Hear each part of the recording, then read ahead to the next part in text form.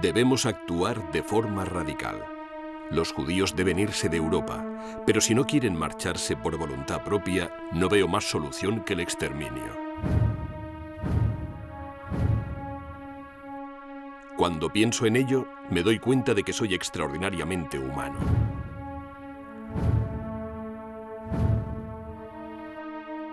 Hace mucho que terminó la Segunda Guerra Mundial, pero el mundo de pesadilla de Adolf Hitler aún representa el mal extremo. Su legado fueron 40 millones de muertes, incluyendo el intento de aniquilación de toda una raza.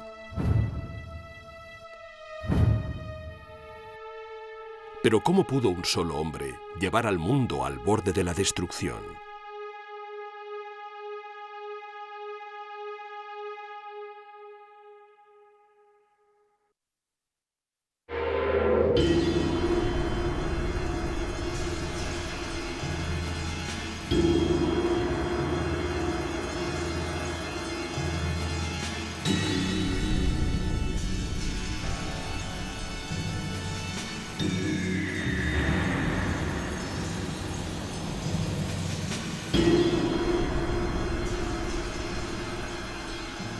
Historia de Hitler.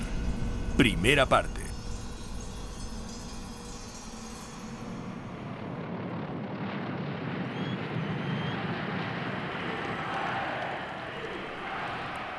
Resulta conveniente clasificar a Hitler como algo extraño, una aberración monstruosa, de algún modo distinta al resto de nosotros, pero sigue incomodándonos el hecho de que era humano. A pesar de ser el individuo más filmado y sobre el que más se ha escrito de la historia, sigue siendo una figura misteriosa, perdido entre filmaciones parpadeantes, eclipsado por el horror que desencadenó.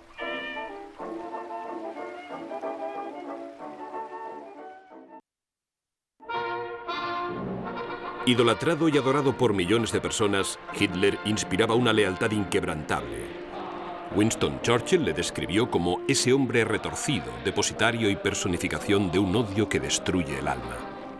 Pero para sus devotos seguidores era un héroe mítico y amenazador envuelto en una capa de justa venganza. Pero, ¿qué le dio a este hombre el poder de desencadenar la mayor matanza de masas en la historia de la humanidad? Denn als unsere Partei gerade 7 Mann hoch war, sprach sie schon 2 Grundsätze aus.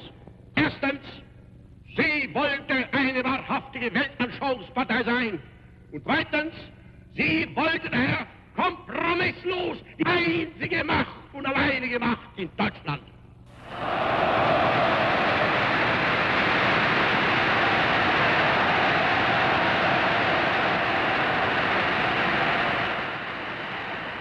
Hipnótico orador, fue con las palabras que Hitler transformó a Alemania de una república a una dictadura brutal.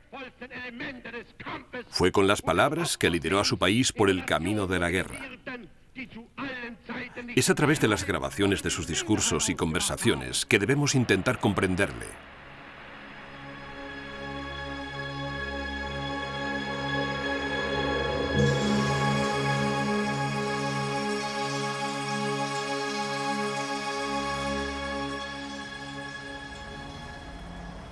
Hitler nació en el pequeño pueblo de Braunau, justo en la frontera austríaca con Alemania, el 20 de abril de 1889.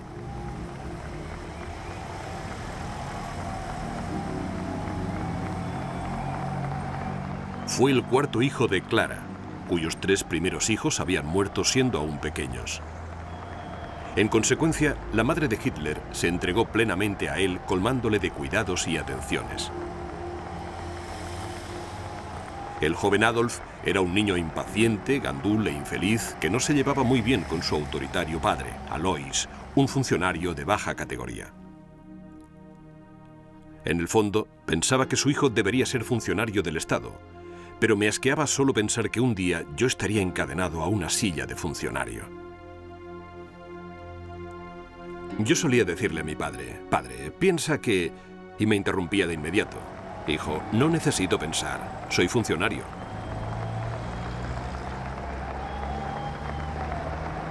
El colegio era ridículamente fácil. Lo que me gustaba lo aprendía. Lo que parecía irrelevante lo saboteaba por completo. Mis mejores asignaturas eran, con diferencia, geografía e historia. Siempre sacaba las mejores notas. Por otra parte, no tenía un comportamiento precisamente impecable. Me convertí en un pequeño cabecilla y era difícil de dominar. En realidad, la conducta de Hitler era perfectamente satisfactoria, pero nunca fue muy buen estudiante. Sus notas eran tan malas que se vio obligado a abandonar los estudios a los 16 años. Como de costumbre, la memoria de Hitler era altamente selectiva.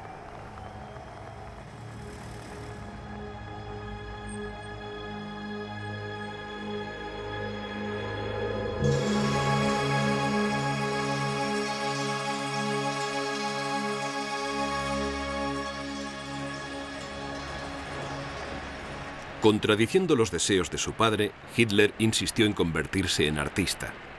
Cuando su padre murió en 1905, su indulgente madre le permitió trasladarse a Viena para intentar ingresar en la Academia Nacional de Arte.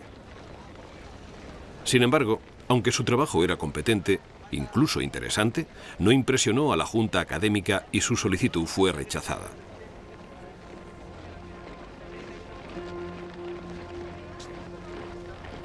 Para mí, Viena representa 5 años de dureza y miseria. Años en los que me vi obligado a ganarme la vida, primero como peón y después como pintor. No tenía más amigos que la preocupación y el hambre insaciable. A pesar del dudoso entorno que me rodeaba, siempre conservé mi buen nombre.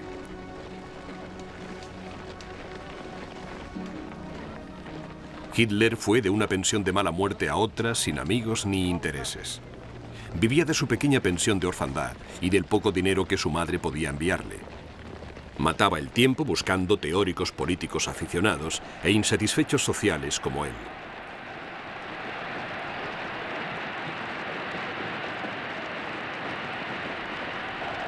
Se volvió intolerante.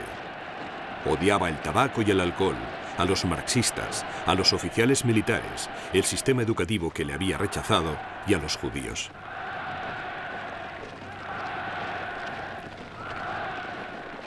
No topé con la palabra judío con demasiada frecuencia hasta que fue en conexión con discusiones políticas.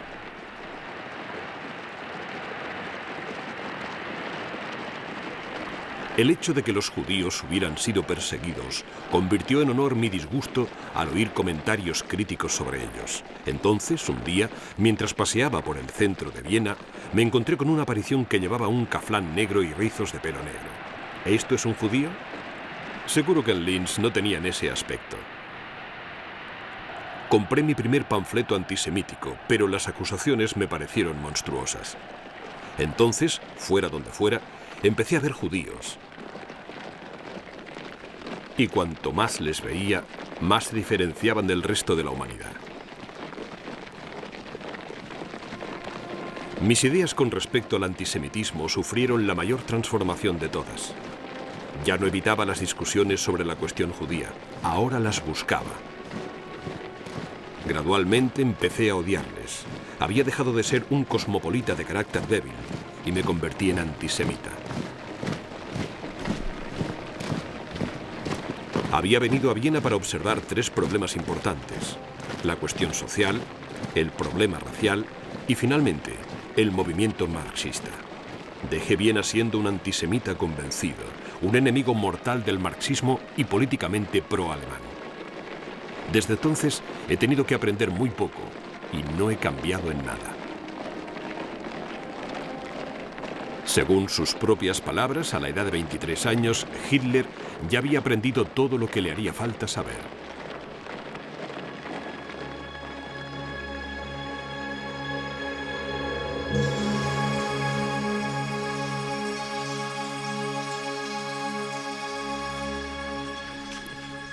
Cuando la Primera Guerra Mundial se extendió por Europa, Hitler vio la oportunidad de cambiar su vida miserable y sin sentido. Como sabía que el destino de Alemania y Austria no se decidiría solamente en el ejército austríaco, me alisté en el ejército alemán. El cambio pareció irle bien. Los enfrentamientos de 1914 fueron una especie de redención de las vejaciones de mi juventud. Aún hoy no me avergüenza decir que me puse de rodillas y di gracias a Dios con el corazón desbordado.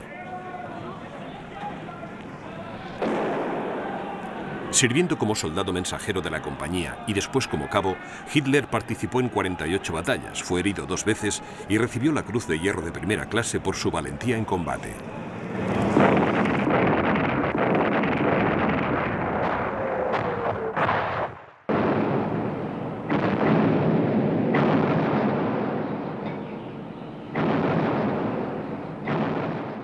Sin embargo, Hitler no hizo ningún amigo. Meditando en las trincheras, tenía ataques de furia y declamaba a sus compañeros soldados sobre comunistas y judíos.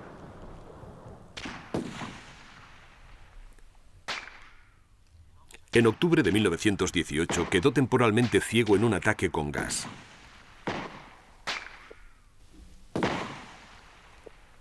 Un mes más tarde, mientras yacía convaleciente en una oscura habitación de hospital, una oscuridad más profunda se apoderó de Alemania. La guerra estaba perdida.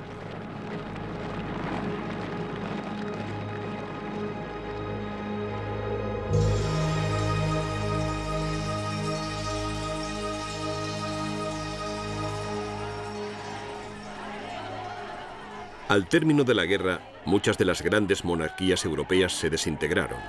En su lugar llegó la anarquía, el hundimiento del ejército y la desintegración social. Alemania estaba al límite. Franjas de sus territorios fronterizos eran confiscadas por potencias extranjeras.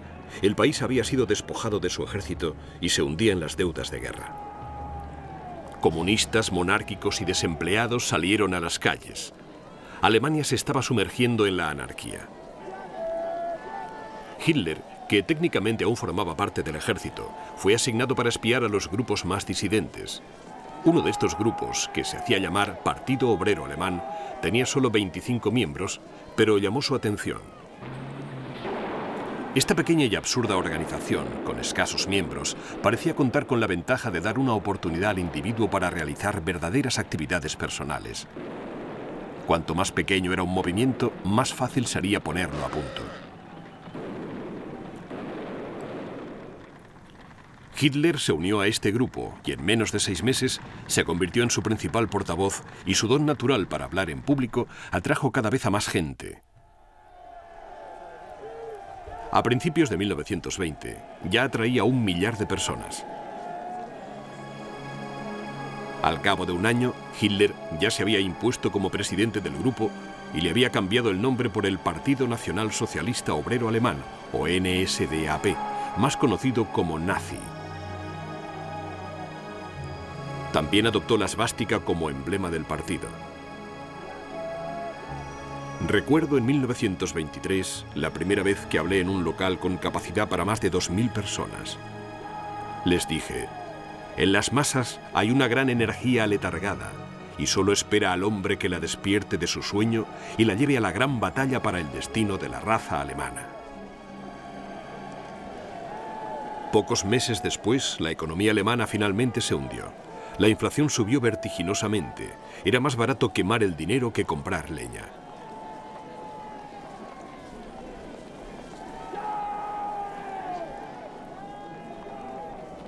La miseria de nuestra gente es terrible de contemplar. Millones de personas están en el paro o muriendo de hambre. Toda la clase media se ha empobrecido. Cuando este colapso alcance a los campesinos alemanes, nos enfrentaremos a un desastre inconmensurable.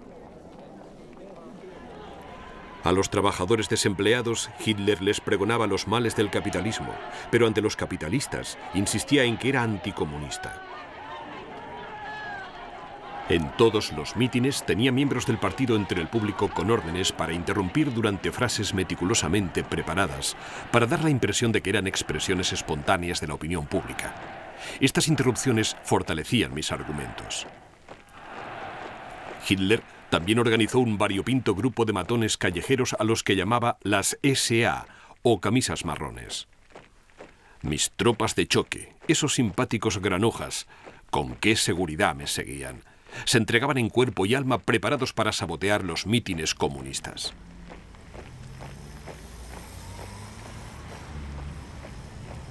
Les ordené que trataran a nuestros oponentes con dureza y les echaran de nuestros mítines. Yo desorganizaba los mítines de otros partidos, enviando a miembros de nuestro partido disfrazados de ujieres, pero con instrucciones de rebelarse y sabotear los mítines. En cuanto a su supuesta brutalidad, simplemente estaba algo cerca de la naturaleza.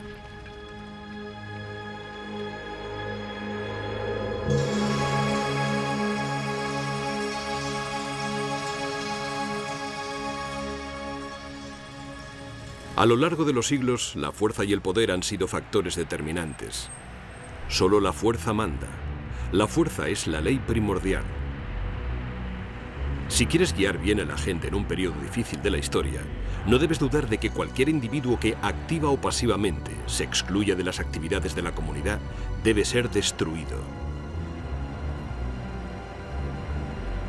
Los extremos deben combatirse con extremos. Debemos ser, antes que nada, los nacionalistas más fanáticos. La vida económica de una nación depende de la fortaleza de un Estado nacional. No depende de frases como libertad para el pueblo.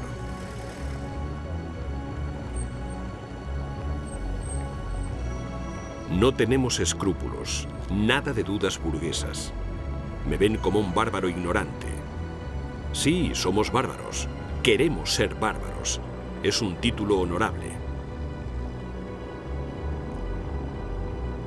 En 1923, Hitler y sus bárbaros finalmente vieron la posibilidad de ejercitar su creciente brazo político.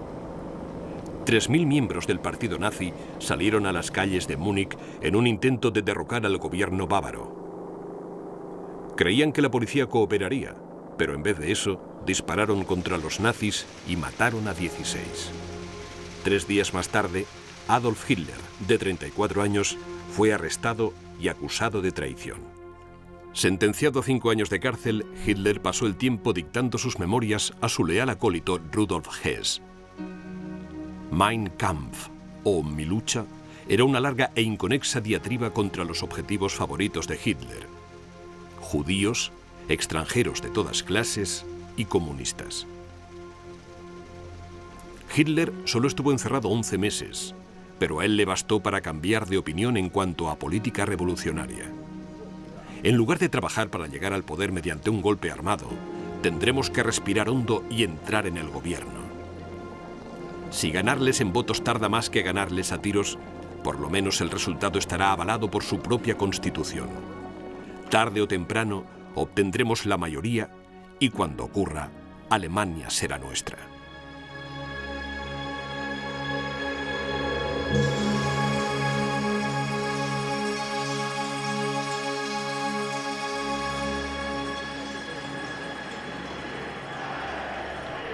Gracias a la feroz retórica de Hitler, las nuevas tácticas populistas del partido y la cada vez más grave crisis económica alemana, los 27.000 miembros que tenía el partido nazi en 1924 se convirtieron en casi 180.000 4 años más tarde. En 1928, los nazis consiguieron 12 escaños en la Asamblea Nacional Alemana. 2 años después, eran la segunda fuerza más votada de Alemania.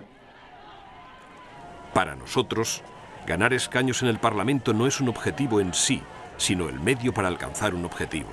No somos, por principio, un partido parlamentario. Sería una contradicción con nuestra actitud general. El partido no debe oxidarse en el Parlamento, no debe desgastarse en superfluas batallas de palabras, pero la bandera con el círculo blanco y la esvástica negra será izada sobre toda Alemania el día que marcará la liberación de nuestro pueblo.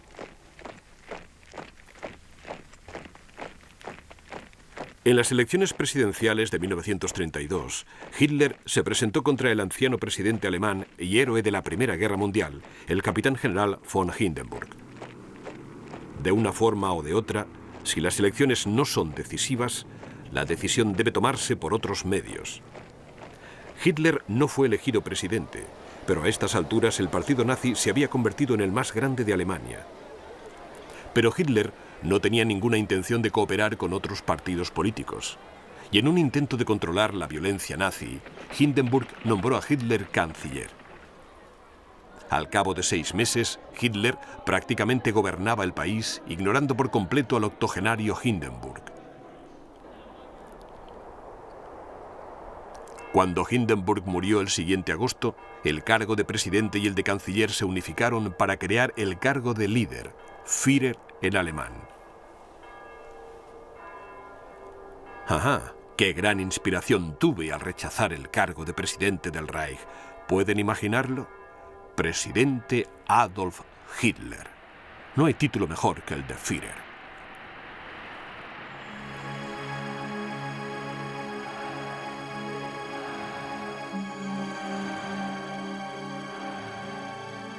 Ahora, si alguien intenta imponerme condiciones, le diré: espera y verás las condiciones que te impongo yo a ti. Solo yo lidero el movimiento. Nadie me impone sus condiciones. Hitler solo había tardado 10 años en ascender de insignificante agitador político a señor absoluto de Alemania.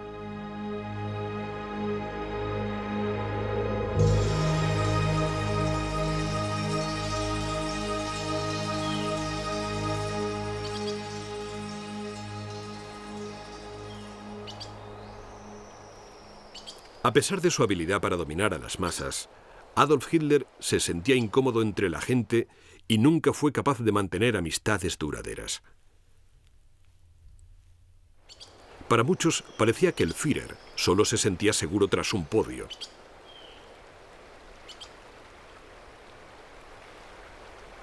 En las ocasiones formales se mostraba inquieto, se tiraba de la ropa y se frotaba las manos. Para disimular su incomodidad, a menudo Hitler optaba por ser maleducado. En una ocasión, un admirador le preguntó al Führer cómo recibía a los embajadores extranjeros en una recepción. Es muy sencillo. Le miro directamente a los ojos hasta que pierde la compostura y entonces le pregunto: ¿le sienta bien el clima de Berlín a su excelencia? Y mientras farfulla una respuesta, yo ya me estoy dirigiendo a la siguiente persona. Sin embargo, a Hitler le gustaban particularmente las mujeres, y él a ellas. Se extasiaban ante sus ojos azules. El mundo está lleno de mujeres encantadoras. Mi tragedia particular es que, como jefe de Estado, siempre tengo a las damas más venerables como compañeras de cena. Preferiría ir y escoger a alguna secretaria o dependienta mona. Cuanto más grande es el hombre, menos importante es la mujer.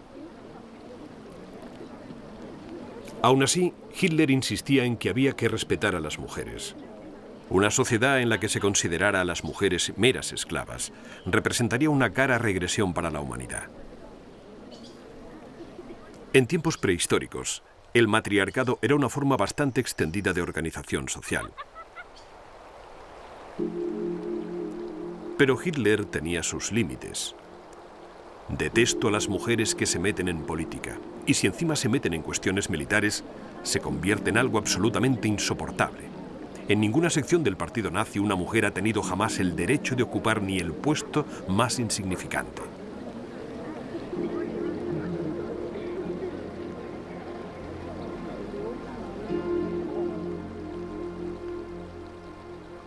El objetivo de una chica debería ser el matrimonio. La naturaleza quiere que una mujer sea fértil. A muchas mujeres se les va un poco la cabeza si no pueden tener hijos. Es 1000 veces mejor que tenga hijos y, por lo tanto, una razón para existir.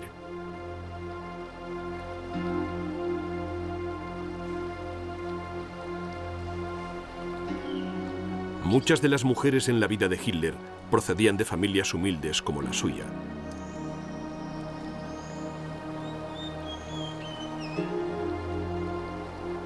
La única compañera a largo plazo de Hitler fue Eva Braun. Era una joven y bella dependienta que le acompañaría con devoción hasta el final, cuando se convirtió en su esposa.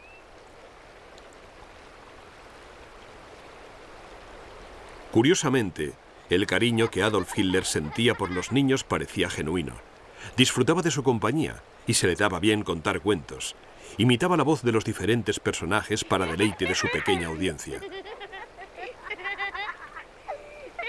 Pero por muy encantadores que fueran, los niños también tenían un propósito en la Alemania de Hitler.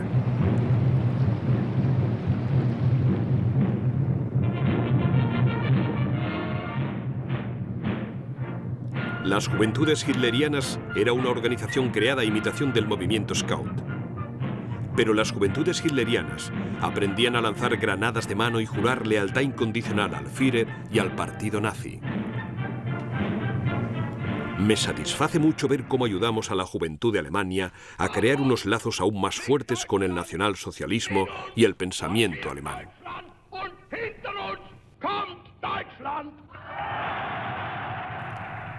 Cualquiera que conozca el espíritu de la juventud comprenderá que son ellos los que esperan con más alegría oír un grito de guerra. La juventud trabaja sin parar por una idea, a pesar de lo que las generaciones mayores hagan para detenerles.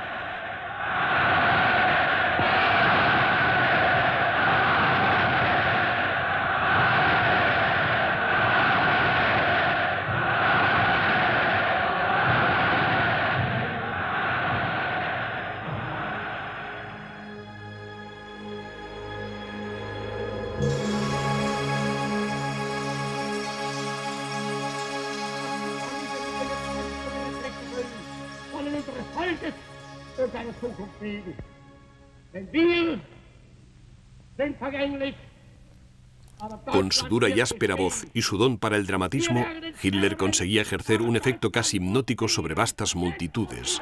Pero su éxito no se basaba solo en la técnica. Era lo que decía. Como tantos líderes políticos antes y después de él, Hitler descubrió que una forma rápida y eficaz de unir a la gente era encontrando un enemigo común.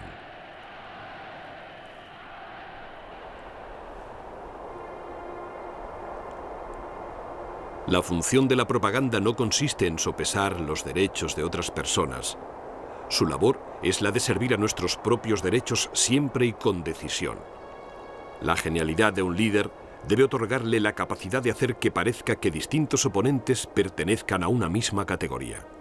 Las mejoras de cualquier tipo deben completarse obligatoriamente con una lucha contra alguna casta o clase social.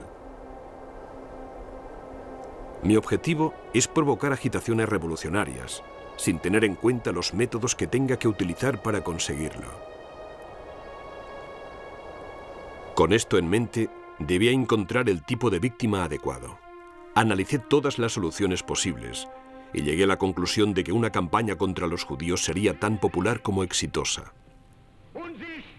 Están completamente indefensos y nadie se molestará en protegerles. Auch nur einer von uns atmen kann, wird diese Bewegung seine Kräfte leihen und für sie eintreten, so wie in den Jahren, die hinter uns liegen. Dann wird vor Trommel die Trommel kommen, zur Fahne die Fahne, dann wird zur Gruppe die Gruppe stoßen, zum Gau der Gau und dann wird endlich diese gewaltige Kolonne der geeinten Nation nachfolgen, das früher zerrissene Volk.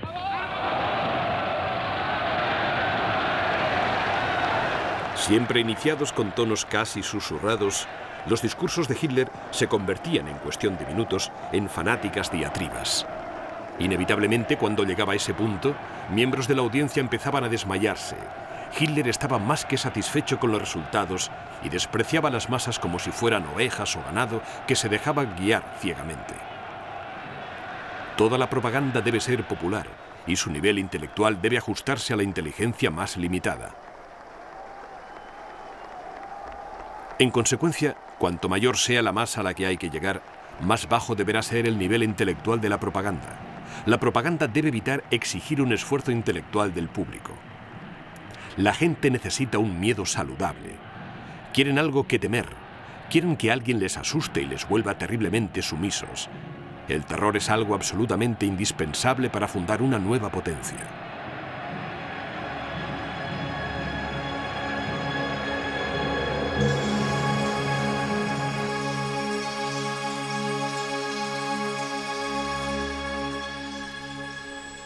Uno de los secretos del éxito de Hitler fue comprender que distintos públicos necesitaban oír cosas distintas.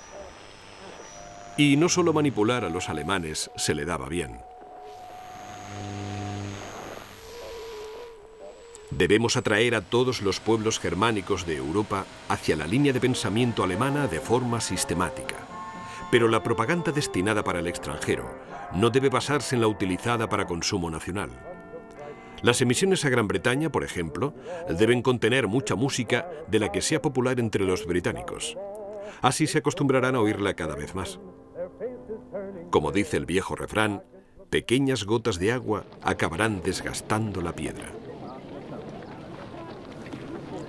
Durante los primeros años de la dictadura, la imagen que Hitler proyectaba al mundo fuera de Alemania era la de un hombre razonable que luchaba por reconstruir su malogrado país.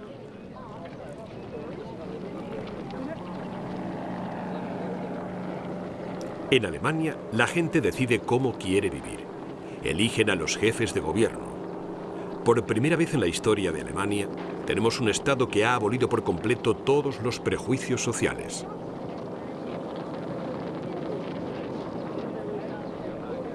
Afirmo definitivamente que las minorías que viven en Alemania no son objeto de persecución.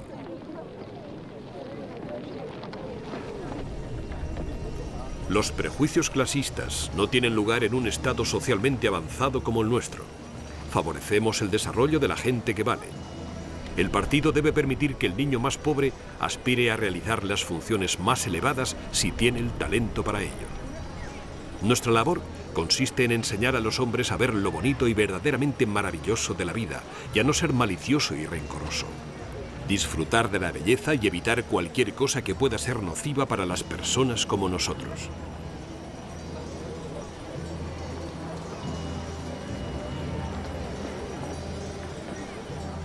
Hitler le dijo al mundo exactamente lo que éste quería oír.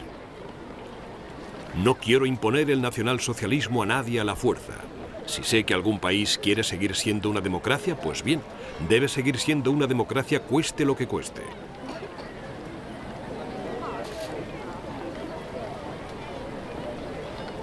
El gobierno nacional tiene como deber utilizar la igualdad de derechos como instrumento para asegurar y mantener la paz que el mundo necesita hoy más que nunca. Mis compañeros de partido me comprenderán cuando me oigan hablar de paz universal, desarme y acuerdos de seguridad mutua. Las naciones que se negaban a enfrentarse a sus peores temores se tragaron los cínicos tópicos de Hitler.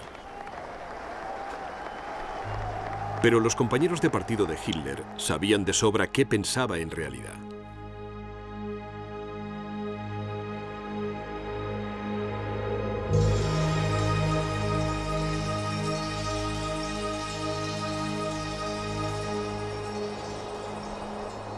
Según los norteamericanos, Norteamérica tiene lo mejor, lo más grande y lo más eficiente de todo el mundo. Tiene el cerebro de una gallina. Bueno, la desilusión será aún mayor cuando su castillo de cartas se venga abajo. Los británicos no conocen el concepto de caballerosidad en la guerra. Son realistas, no tienen escrúpulos y son fríos como el hielo.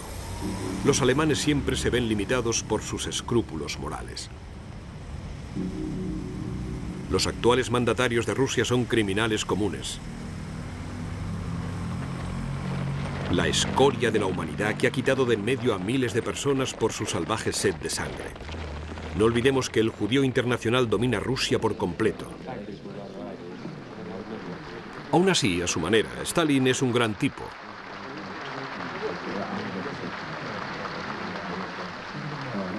El veneno de Hitler llegó incluso a sus pocos aliados.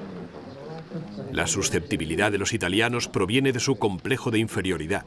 Es la susceptibilidad de un pueblo que se siente culpable. La intolerancia de Hitler no se limitaba meramente a las nacionalidades. La religión era uno de sus objetivos favoritos. El cristianismo es una invención de mentes enfermas. Promulga dogmas inconsistentes y los impone a la fuerza. La simple visión de uno de esos abortos en sotana me saca de mis casillas.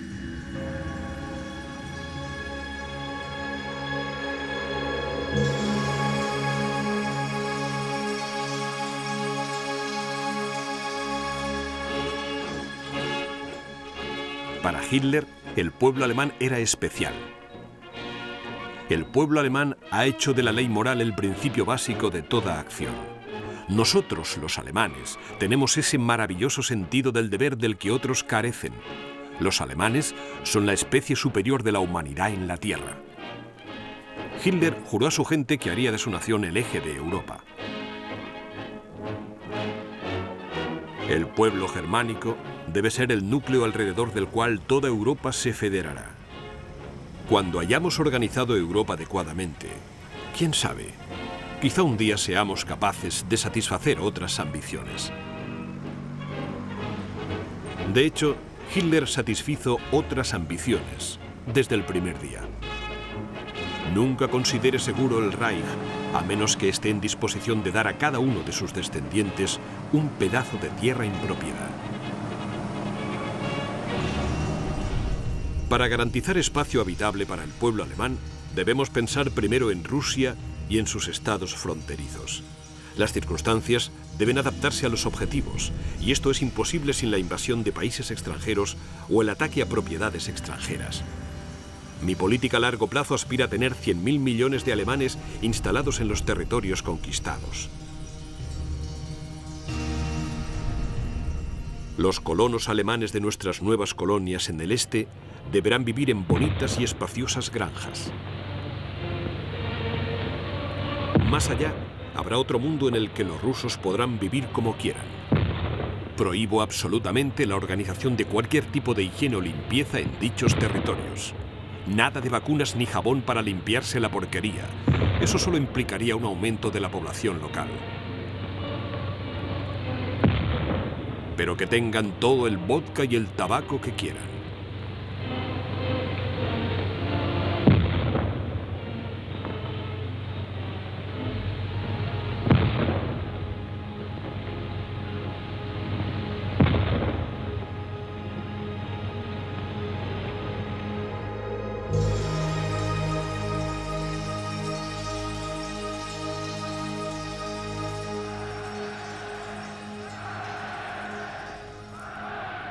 Desgraciadamente para la historia, Hitler no era de los que hablan mucho y hacen poco.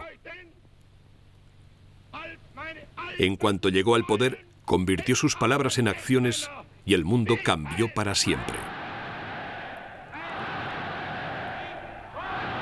Alemania solo puede salvarse con la acción. Un gobierno necesita poder, necesita fuerza. Debe imponer las ideas que considera correctas con mano de hierro.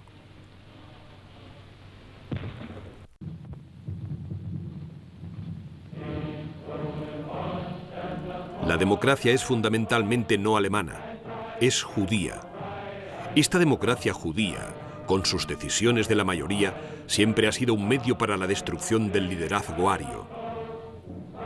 Las restricciones de la libertad personal, como el derecho de libre expresión y el de reunión, son permisibles más allá de límites legales. La naturaleza es cruel y por lo tanto nosotros tenemos el derecho de ser crueles. Si envío a la flor innata de la juventud alemana a la lluvia de acero de la próxima guerra, sin tener ni el menor remordimiento por la valiosa sangre alemana que se derramará, ¿no debería tener también el derecho de eliminar a millones de seres de una raza inferior que se multiplican como gusanos? En 1933, en cuanto fue nombrado canciller, Hitler empezó a eliminar los derechos individuales. A los judíos se les negó todo papel en la vida política. Se les arrebató su ciudadanía y se les negó el derecho de hacer negocios o tener un trabajo. No tiene nada que ver con si el individuo judío es decente o no.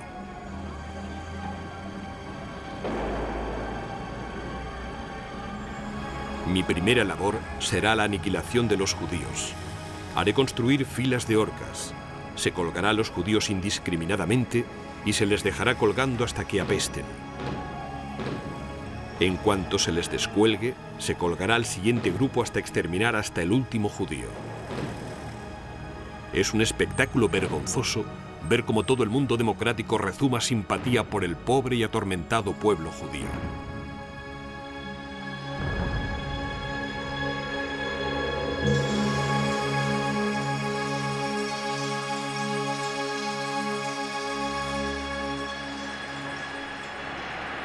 Si Hitler quería tener alguna oportunidad de desafiar al mundo y crear el Tercer Reich que su amada Alemania merecía, Primero iba a tener que reflotar la economía y después conseguir el rearme. Ninguna política económica es posible sin la espada. No hay industrialización sin poder. Nosotros ya no empuñamos ninguna espada, así que, ¿cómo podemos tener una política económica de éxito? Por mucho que odiara a otros países, no dudaba en ponerlos como ejemplo de lo que Alemania podía llegar a ser.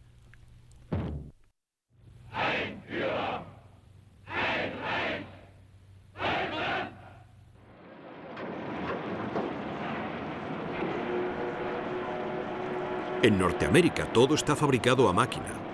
Así sus trabajadores no necesitan ser especializados y por lo tanto son sustituibles. En ese aspecto estamos muy por detrás de los norteamericanos.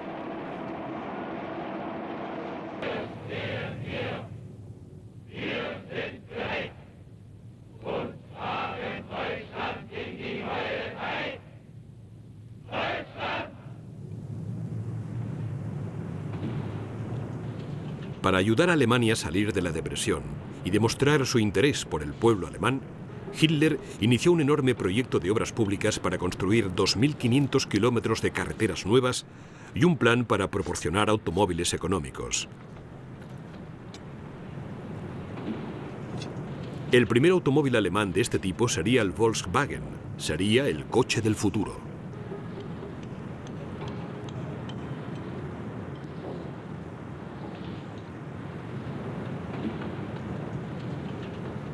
Los coches económicos eran el menor de los problemas de Alemania.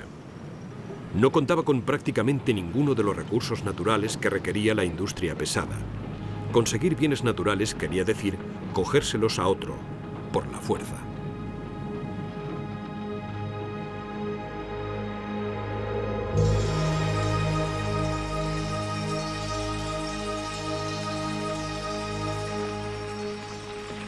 Originariamente, la guerra era una lucha para conseguir tierras de pasto.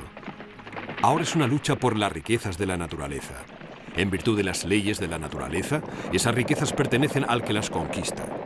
La ley de la selección natural justifica la lucha incesante, permitiendo la supervivencia del más fuerte. Hitler inició el rearme de su país en un claro desafío al Tratado de Versalles, que había desarmado a Alemania al término de la Primera Guerra Mundial.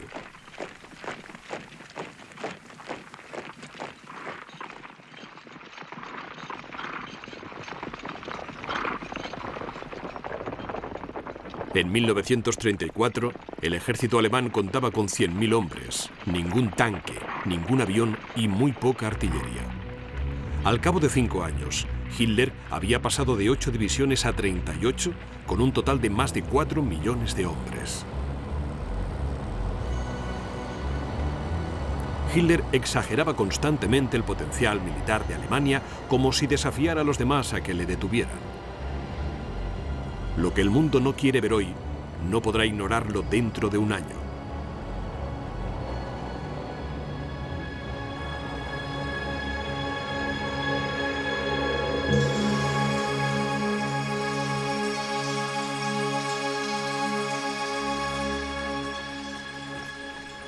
A pesar de su actitud y sus amenazas, Hitler sabía que Alemania no estaba preparada para una guerra prolongada.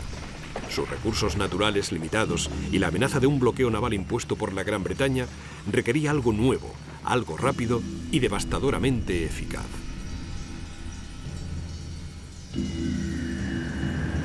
En una guerra, el soldado que consigue los mayores éxitos es el que tiene los medios técnicos más modernos a su disposición, no solamente en la batalla, sino también en el campo de las comunicaciones y del abastecimiento. Lo importante es contar con una superioridad técnica en todos los ámbitos. Debemos enfrentarnos al enemigo con novedades que le cojan por sorpresa para que podamos tener siempre la iniciativa. Este nuevo ejército, altamente móvil y tecnológicamente avanzado, se enfrentaría al enemigo en una serie de ataques rápidos y duros, pensados para coger a la oposición con la guardia baja y hacer que continuara así.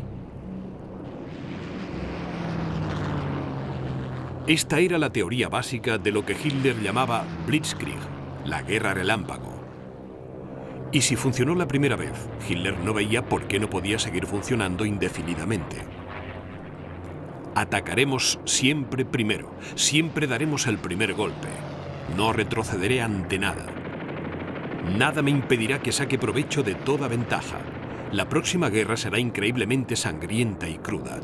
No habrá distinción entre combatientes militares y civiles.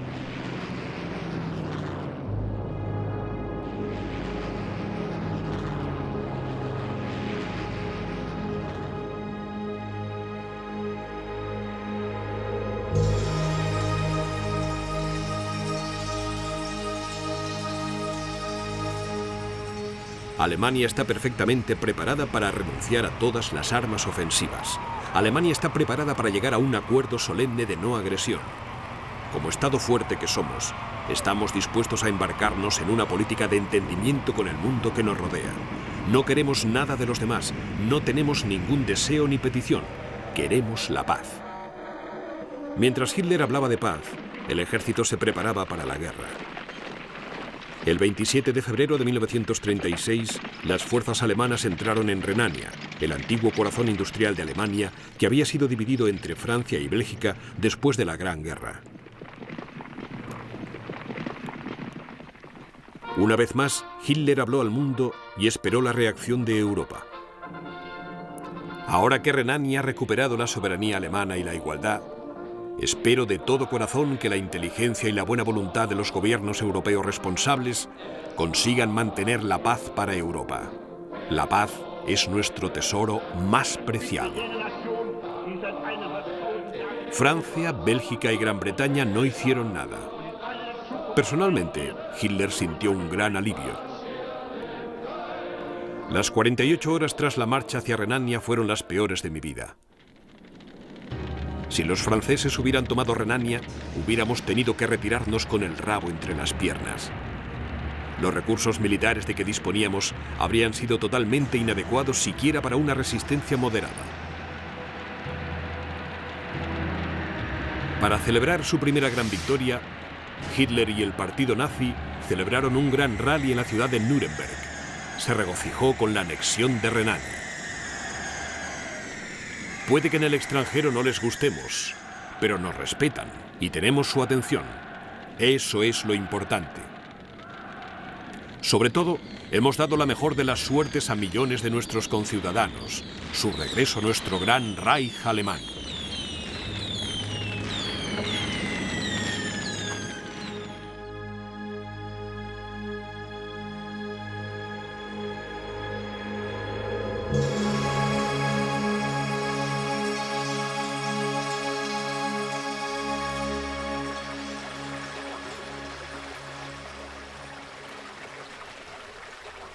Ahora Hitler centró su atención en su tierra natal, las ruinas del Imperio Austrohúngaro. A la deriva desde la caída del Imperio en 1918, Austria era de cultura y lenguaje básicamente alemanes. La Austria alemana debe retornar a la gran madre patria alemana. No por cuestiones económicas, sino porque una sola sangre debe tener un solo Reich. Unos cuantos asesinatos metódicamente planeados, una intensa presión política y algunas amenazas a duras penas disimuladas ayudaron a convencer al gobierno austríaco de que debería rendirse ante Alemania.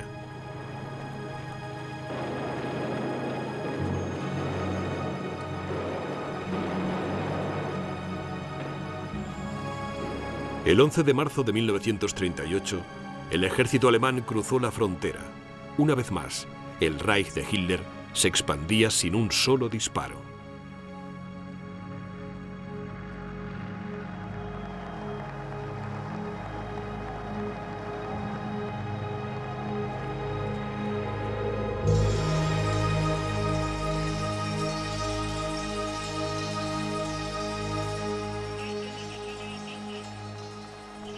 Contando con que prácticamente ninguna agresión haría reaccionar a Gran Bretaña y Francia, Hitler inició la agitación pública para su siguiente conquista, los Sudetes. 109.000 kilómetros cuadrados de antiguo territorio alemán cedido a Checoslovaquia al término de la Primera Guerra Mundial. Una vez solucionado el problema de los Sudetes, será el último territorio que le reclamo a Europa. Espero que dentro de unos días se haya solucionado el problema y habremos ocupado todas las zonas que nos pertenecen, y así se dará por zanjada una de las crisis más importantes de Europa.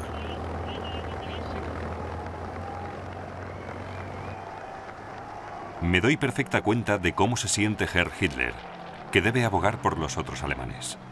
Una vez me dijo en privado, y anoche lo repitió públicamente, que en cuanto se haya zanjado el problema de los Sudetes, ese habrá sido el último territorio que le reclamará a Europa. El gobierno británico y el francés creyeron a Hitler, y a finales de 1938 firmaron un tratado de paz en Múnich permitiendo a Alemania que se quedara con los Sudetes y protegiendo a Checoslovaquia de posibles pérdidas futuras.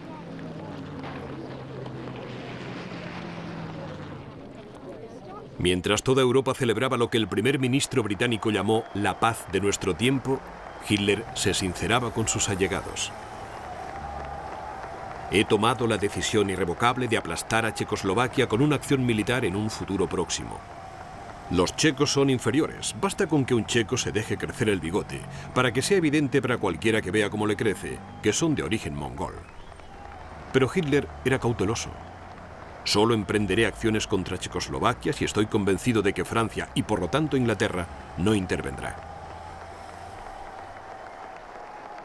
En marzo de 1939, solo 13 meses después de que Alemania se anexionara el primero de sus territorios perdidos, una Checoslovaquia aterrorizada se rindió a los nazis sin emprender ninguna acción militar.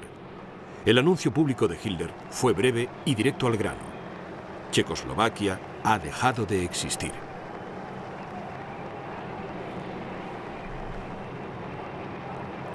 La toma de Checoslovaquia solo 4 meses después de garantizar su seguridad no sería el último pacto que Hitler iba a romper ese año.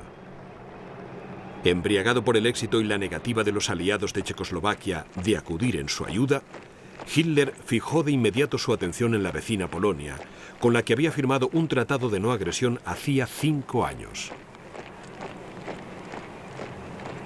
Pero desde mucho antes de firmar este tratado con Polonia, Hitler profesaba un odio ciego hacia los polacos. Los polacos han nacido especialmente para el trabajo duro.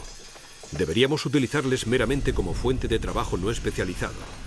Los polacos solo deberían tener un amo, los alemanes.